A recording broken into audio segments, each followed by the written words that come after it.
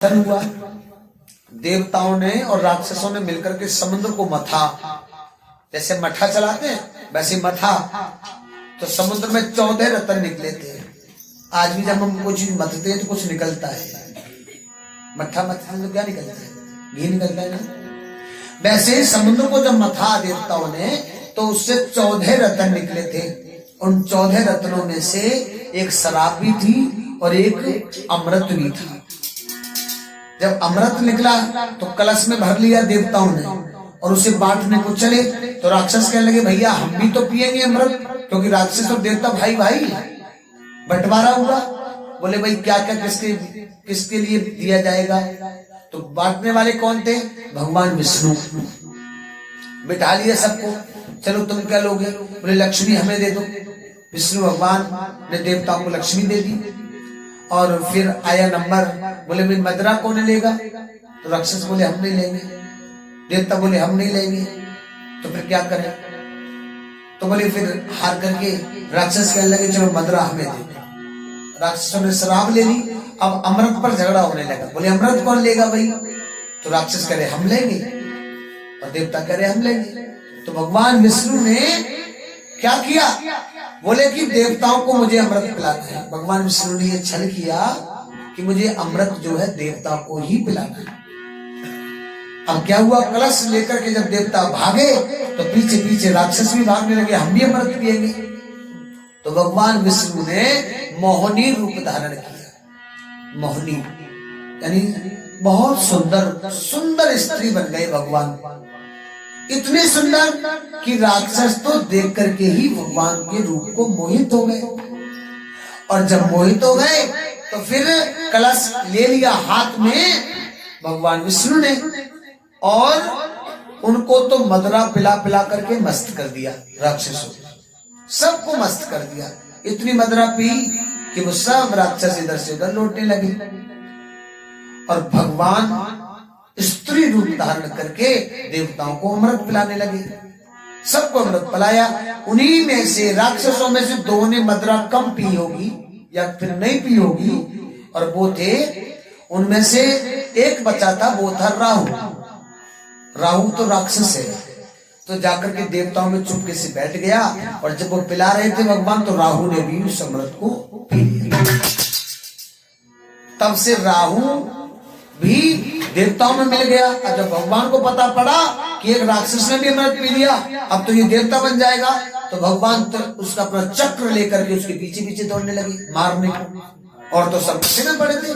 और जब वो हाथ नहीं आया तो भगवान ने एकदम से चक्कर चलाया और उसका सर काट दिया, लेकिन वो फिर भी नहीं मरा। पूछो क्यों, क्योंकि जिसने अमृत पी लिया हो, जो अमर हो गया हो, उसे कौन मार। भगवान विष्णु कह लेंगे मरा नहीं, तो फिर सब भगवान शिव ने कहा प्रभु आप इसे मारी कैसे सकते हो, जब आपने अमृत उसको पिला दिया, ये अमर हो गया तो मर तो सकता ही नहीं। तब से ये राहु और केतु दो बन गए। लेकिन आज भी देवताओं के साथ पूजा जाता है, इसलिए क्योंकि उन्होंने अमृत पी लिया था। और शराब पीने वालों को पूजा जाता है क्या, राक्षसों को कोई पूजता है? लेकिन आज हमको पूजने पड़ते हैं सबको। अरे पति जब शराब पिएंगे तो उनको फेंक देंगे क्या है? लेकिन समझा सकती है, सच कह रहा हूं, रोक तो नहीं सकती, आप डंडा नहीं चला सकती, मार नहीं सकती उन्हें, लेकिन समझा सकती हो।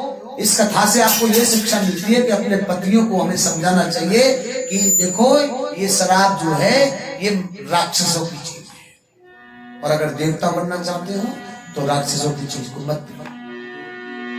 तो तुलसीदास जी कह रहे हैं, क्या कह रहे हैं मास्टर, क्या कह रहे हैं? हाँ ये बस बहुत गुणे अवगुण जाने सब कोई। अगली चौपाई क्या लिखी है तुलसीदास जी ने, हमारे जीवन से बहुत अच्छी जुड़ी हुई बातें इस रामायण में मिलती हैं। गुण अवगुण जाने सब कोई, पर जो जाए भाई नीक तय सोई। गुण अवगुण जाने सब कोई, अच्छा बुरा सब जानता है।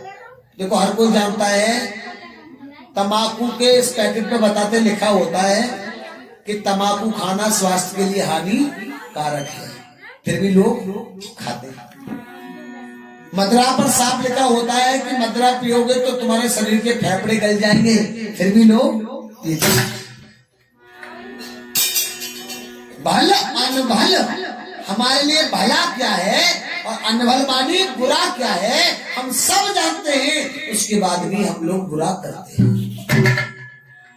क्यों करते हैं? क्योंकि जो जाए भाई नीक तय सोई। नीक मानी अच्छा, जो जिसको भा जाए वही उसको अच्छा है।